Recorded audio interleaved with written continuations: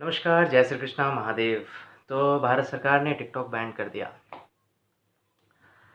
काफ़ी लोग इससे बहुत खुश हैं और काफ़ी लोग दुखी भी हैं जो टिकटॉक यूज़र हैं जो कि टिकटॉक पे वीडियोज़ बनाया करते थे। देखिए, जब तक हम किसी चीज़ को सही से नहीं समझेंगे तो ये सब बातें होती हैं। तो आइए, जो मैंने सोचा कि मैंने जो इसे समझा है जिस तरीके से, उसे थोड़ा आपको भी बताया जाए। काफ़ी लोग देखिए उतने इंटेलिजेंट नहीं हो पाते हैं जो हर चीज़ को। मैं ये नहीं कह रहा कि मैं बहुत ज़्यादा इंटेलिजेंट हूँ, नहीं।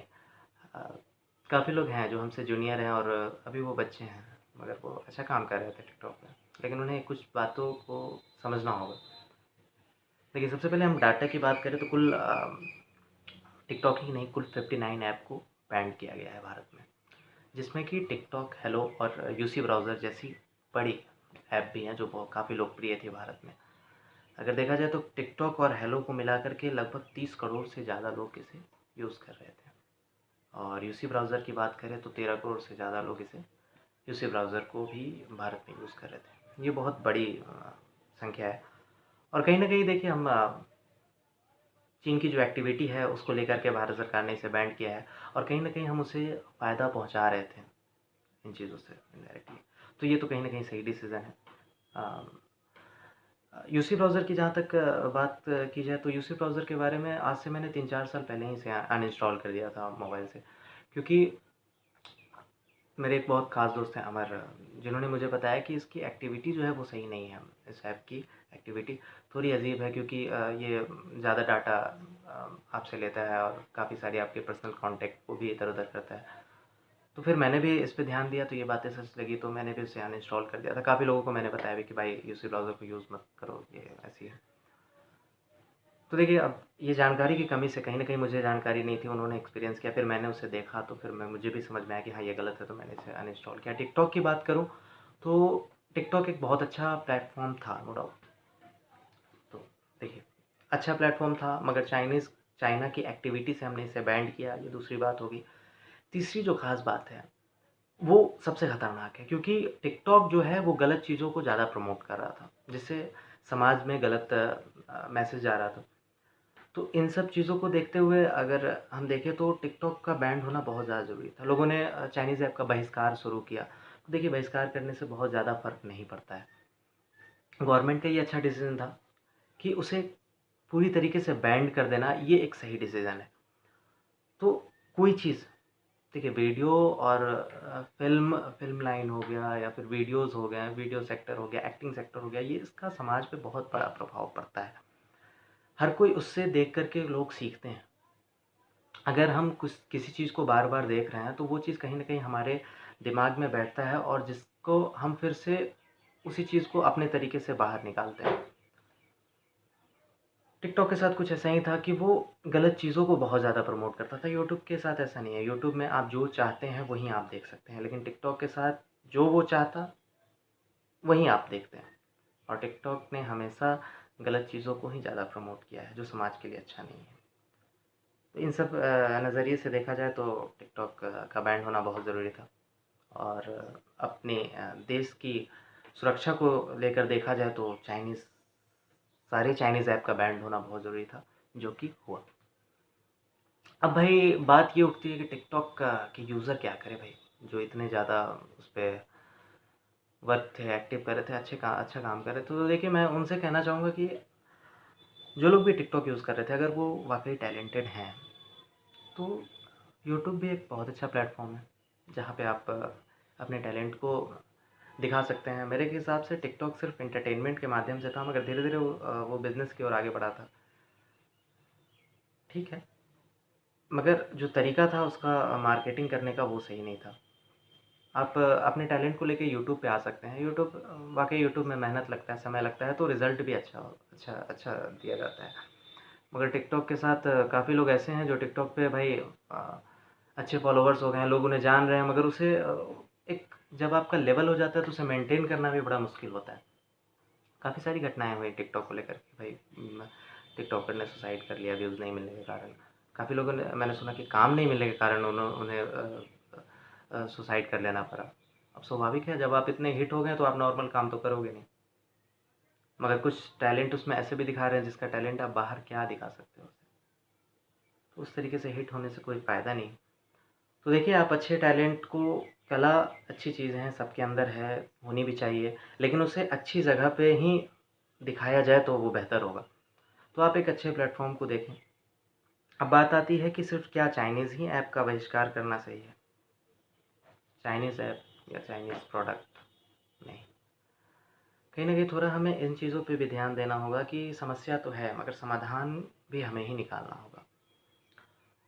तो आज चाइनीज़ ऐप, चाइनीज़ सामान के लिए जिस तरीके से हम जागरूक हैं, वैसे विदेशी सामान के लिए भी हमें जागरूक होना होगा। देखिए, हर चीज़ों को तो बैन्ड नहीं किया जा सकता, लेकिन हमारे साथ हम भारत में ये गलतियाँ कर जाते हैं कि जो चीज़ संभव है, उसे भी हम यूज़ नहीं करते हैं, भारतीय चीज़ों को यूज़ नहीं करते।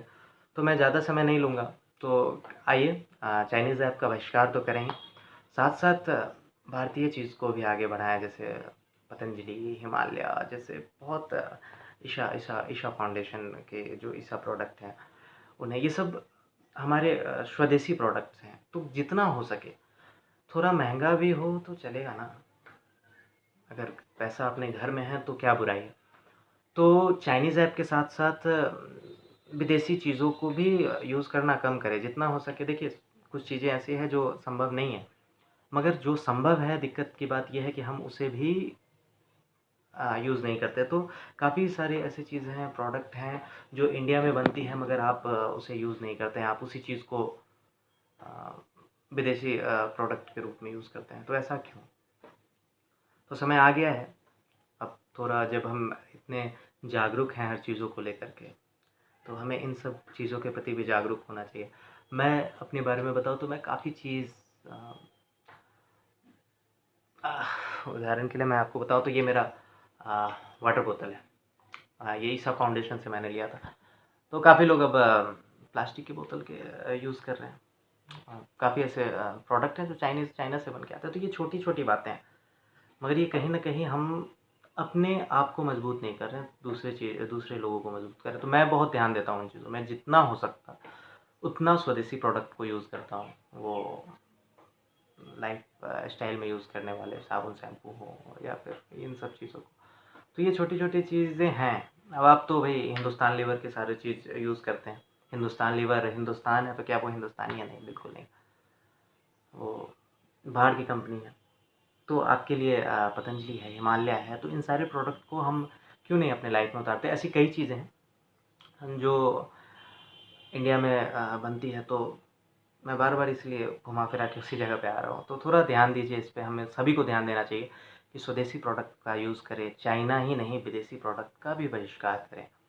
बहिष्कार करने का मतलब ये नहीं कि एकदम नफ़रत के तरीके से, बहिष्कार आप नहीं कीजिए किसी का, आप अपना यूज़ करने लगिए ना। तो जितना हो सके स्वदेशी पे ध्यान दें, स्वदेशी को अपनाएँ।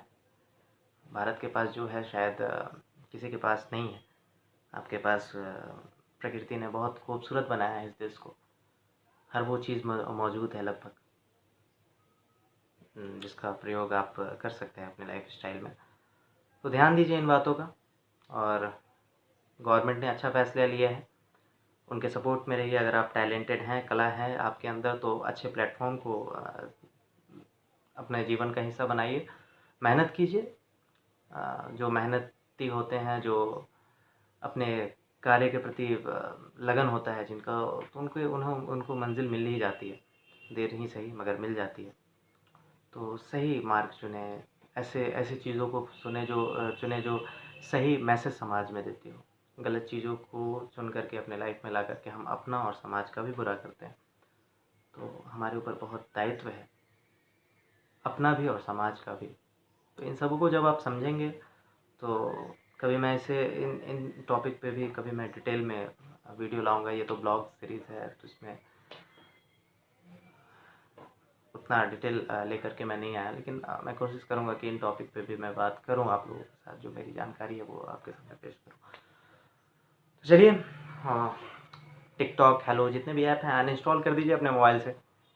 और भारत के युवा को चाहिए कि वो भी अपना थोड़ा दिमाग लगाएँ इन सब चीज़ों में, कि वो खुद का हर कुछ क्यों ना वो ऐप जो विदेश से आता है वो क्यों ना हमारे यहाँ ही बने। और है टैलेंटेड, ऐसे लोग हैं, टैलेंट हैं हमारे देश में भी जो ये काम कर सकते हैं। तो उन सभी को मिल कर के मेरी प्रार्थना है ईश्वर से कि वो सभी अपने क्षेत्र में सफल हों और भारत को आगे बढ़ाने के लिए वो अपना योगदान दें। और जितना हो सके आप सभी से अनुरोध है कि स्वदेशी चीज़ों का यूज़ करें। चाइनीज़ ही नहीं, चाइनीज़ तो खैर चाइनीज़ ऐप तो अभी चाइना के माहौल को लेकर के उसे बैन किया गया है और उसके गलत एक्टिविटी को लेकर के बैन किया गया है। लेकिन ऐसी कई विदेशी कंपनियां हैं जो हमारा पैसा हमसे लेकर के चली जाती है और हम अपनों को अपने लिए वो चीज़ जहाँ खर्च कर सकते थे, अपनों को दे करके, अपने देश के प्रोडक्ट को दे करके हम वो चीज़ ले सकते थे, हम नहीं ले पाते। उनके चकाचौंध में, उनके एडवर्टाइज़मेंट में फँस के हम उन्हें अपना पैसा दे करके हम लुट जाते हैं। तो कम से कम ये सब बंद करें, स्वदेशी बनिए, स्वदेशी चीज़ों का जितना ज़्यादा हो सके उतना प्रयोग कीजिए। चलिए तो फिर नेक्स्ट वीडियो में मैं मिलूँगा कुछ ऐसे ही टॉपिक को लेकर के। और जैसा कि मैंने बताया था कि हो सकता है तो मैं एक और सीरीज़ लेकर के आ रहा हूँ, स्टोरी सीरीज़, जो कि बुद्ध पूर्णिमा जो है गुरु पूर्णिमा, सॉरी, गुरु पूर्णिमा को स्टार्ट हो सकती है। मैं फाइनल नहीं हूँ, लेकिन ज़्यादा चांस है कि गुरु पूर्णिमा को हम लोग उस टॉपिक पे भी वर्क स्टार्ट कर देंगे। और हाँ, अगर आप टैलेंटेड हैं तो कुछ टैलेंट के बारे में मैं भी बात कर लूँ। जैसा कि मैंने हर वीडियोज़ में बताया है, अगर आप राइटर हैं, अगर आपको म्यूज़िक पसंद है तो देखिए पूरा स्वदेशी है, क्रियॉड, क्रियॉड साहित्य संगम। अगर आप राइटर हैं, अच्छे राइटर हैं, या फिर आपको लिखना पसंद है तो आप हमें फॉलो कर सकते हैं फेसबुक पे, इंस्टा पे, यूट्यूब पे, इन सभी चीज़ों पे आप हमें फॉलो कर सकते हैं। और अगर आप अच्छा म्यूज़िक सुनना पसंद करते हैं तो भी हमें क्रियॉड म्यूज़िक से फॉलो कर सकते हैं फेसबुक, इंस्टा पे। क्रियॉड म्यूज़िक भी जल्दी अपना वर्क स्टार्ट करने वाली है नए म्यूज़िक को लेकर के।